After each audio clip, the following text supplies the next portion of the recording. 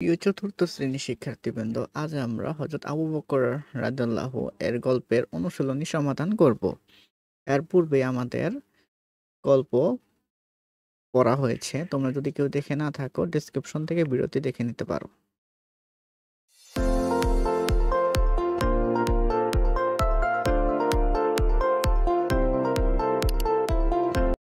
অনুশীলনী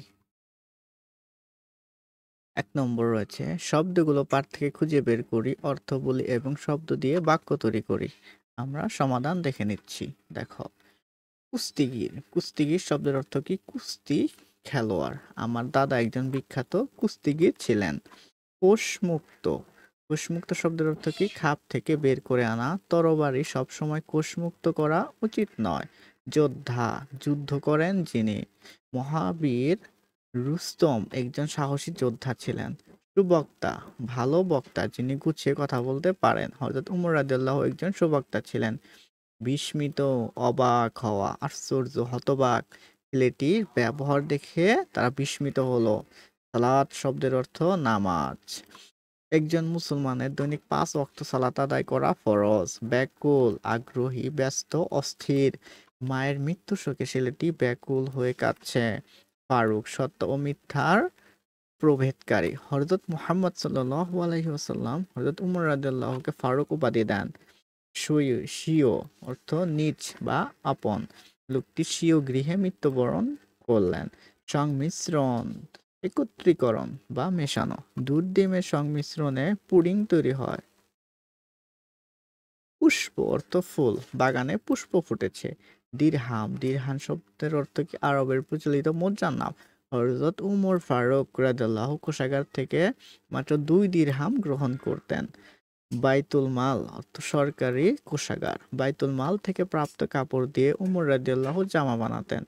জবাবদিহি কৈফিয়ত দেওয়া। ভুল করলে তোমাকে জবাবদিহি করতে হবে। পত্র। পত্র শব্দের অর্থ চিঠি।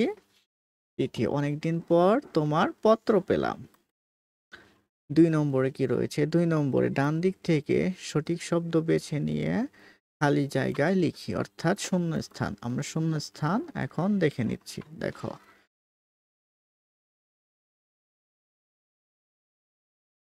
হযরত উমর রাদিয়াল্লাহু ছিলেন ইসলামের দ্বিতীয় খলিফা। একদিন তিনি এক ক্রীতদাস সঙ্গী নিয়ে জেরুজালেম যাচ্ছিলেন। হযরত উমর রাদিয়াল্লাহু পবিত্র মক্কা নগরীতে কুরাইশ বংশে জন্মগ্রহণ করেন। তার পিতার নাম হানতামা, পিতার নাম খাত্তাব। তিনি মানুষের দুঃখ কষ্টে ছিলেন সমব্যথী। দেখো, এখান থেকে তোমরা এখানে লিখিত হযরত উমর রাদিয়াল্লাহু ছিলেন ইসলামের দ্বিতীয় খলিফা। তিনি এক ক্রীতদাস সঙ্গী নিয়ে জেরুজালেম যাচ্ছিলেন। হযরত উমর রাদিয়াল্লাহু পবিত্র মক্কা নগরীতে কুরাইশ বংশে জন্মগ্রহণ করেন। তার মাতার নাম ছিল হানতামাহ এবং পিতার নাম খাত্তাব। মানুষ তিনি মানুষের দুঃখ কষ্টে ছিলেন সমব্যথী। ৩ নম্বর রয়েছে, ডান দিক থেকে শব্দ বেছে নিয়ে বাঁ দিকে শব্দের সাথে মিল করি। দেখো, শিক্ষা। শিক্ষার সাথে কি মিলবে? শিক্ষা মহৎ কাজ। শিক্ষা মহৎ কাজ। শত্রু মিত্র। সুনাম বদনাম। ব্যবসা বাণিজ্য। প্রকাশ্য নির্জন। অর্থাৎ যার সাথে যে মিলবো তোমাকে তাকেই মিলাতে হবে। এখানে আমরা উত্তর দিয়ে দিয়েছি, তোমরা পড়ে নিতে পারো। বাক্য গঠন। আমরা এখন বাক্য গঠনটা দেখে নেই। দেখো কি রয়েছে। খলিফা। খলিফা দিয়ে বাক্য কি হয়? হযরত আবু বকর রাদিয়াল্লাহু ছিলেন ইসলামের প্রথম খলিফা। চরিত্র। চরিত্র মানব জীবনের অমূল্য সম্পদ। তরবারি। কোষমুক্ত তরবারি নিয়ে তিনি শত্রুর উপর ঝাঁপিয়ে পড়লেন। নিখুঁত। তার নিখুঁত কাজ দেখে দর্শকরা মুগ্ধ হলেন। শাস্তি। শান্তি। ইসলাম একটি শান্তির ধর্ম। কোমল। হযরত উমর রাদিয়াল্লাহু একদিকে ছিলেন কমল, অন্যদিকে ছিলেন কঠোর। কঠোর। বাবার মৃত্যুর পর শরীফ কঠোর হাতে সংসারের হাল ধরলেন। দরদি। শিহাব সাহেব মানব দরদি মানুষ। আদর্শ। হযরত মুহাম্মদ সাল্লাল্লাহু আলাইহি ওয়াসাল্লাম আমাদের আদর্শ। কোষাগার। সরকারি কোষাগারের রাজস্ব জমা হয়। সরকারি কোষাগারে রাজস্ব জমা হয়।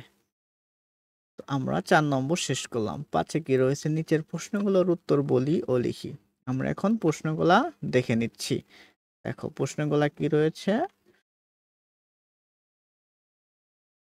ক নম্বর প্রশ্ন, হযরত উমর রাদিয়াল্লাহু কোথায় জন্মগ্রহণ করেন? হযরত উমর রাদিয়াল্লাহু মক্কা নগরীতে জন্মগ্রহণ করেন। তার পিতার নাম কি? পিতামাতার নাম কি? অর্থাৎ মাতা-পিতার নাম কি? তার মাতার নাম হান্তামাহ ও পিতার নাম খাত্তাব। তিনি কিভাবে মুসলিম হলেন? হযরত উমর রাদিয়াল্লাহু ছিলেন ইসলামের ঘোর বিরোধী।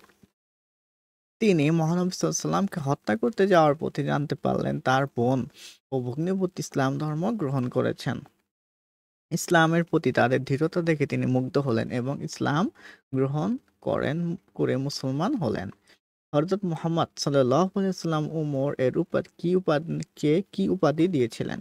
হযরত মুহাম্মদ সাল্লাল্লাহু আলাইহি ওয়াসাল্লাম উমর রাদিয়াল্লাহুকে ফারুক উপাধি দিয়েছিলেন।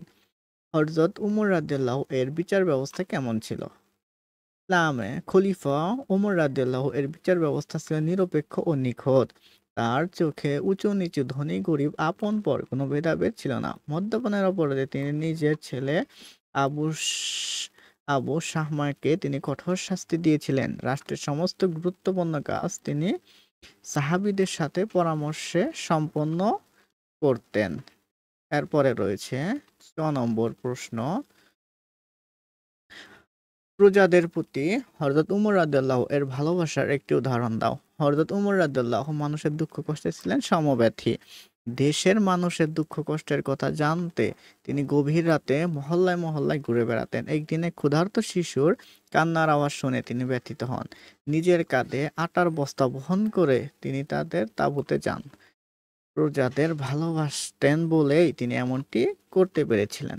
৬ নম্বর রয়েছে হযরত উমর রাদিয়াল্লাহু এর উপদেশগুলো কি কি? উমর রাদিয়াল্লাহুর উপদেশগুলো হলো, আগে সালাম দেওয়া, কোনো কাজ করার আগে অভিজ্ঞ লোকদের পরামর্শ নেওয়া, যে কোনো কাজ মনোযোগ দিয়ে করা, সবার প্রতি সুবিচার করা। এই হচ্ছে প্রশ্নগুলার উত্তর। তারপরে রয়েছে ৬ নম্বর, হযরত উমর রাদিয়াল্লাহু সম্পর্কে ৫টি বাক্য লিখি ও পড়ি। দেখো ৫টি বাক্য। ১ নম্বর রয়েছে, হযরত উমর রাদিয়াল্লাহু ছিলেন ইসলামের ২য় খলিফা। তাহলে ১ম খলিফা কে ছিলেন? হযরত আবু বকর রাদিয়াল্লাহু। তার উপাধি ছিল ফারুক, অর্থাৎ সত্য ও মিথ্যার প্রভেদকারী। দেশের গরিব মানুষের কষ্টে তিনি ব্যথিত হতেন এবং তাদের সাহায্য করতেন। খলিফা হওয়া সত্ত্বেও তিনি খুব সাধারণ জীবনযাপন করতেন। তার জীবন বিধান আমাদের অনুকরণীয়। এই হচ্ছে হযরত উমর রাদিয়াল্লাহু এর পাঠ থেকে অংশ। তোমাদের যদি ভিডিওটি ভালো সম্পর্কে কোনো মতামত থাকে তাহলে অবশ্যই কমেন্টে জানিয়ে যাবে। এবং এর পূর্বের পার্টগুলো সম্পর্কে আমাদের চ্যানেলে অলরেডি ভিডিও করা হয়ে গেছে। তোমরা প্লেলিস্ট চেক করে দেখে নিতে পারো। তো তোমাদের যদি ভিডিওটি ভালো লাগে অবশ্যই চ্যানেলটিকে সাবস্ক্রাইব করবে এবং লাইক দিয়ে পাশে থাকবে। ধন্যবাদ। আসসালামু আলাইকুম।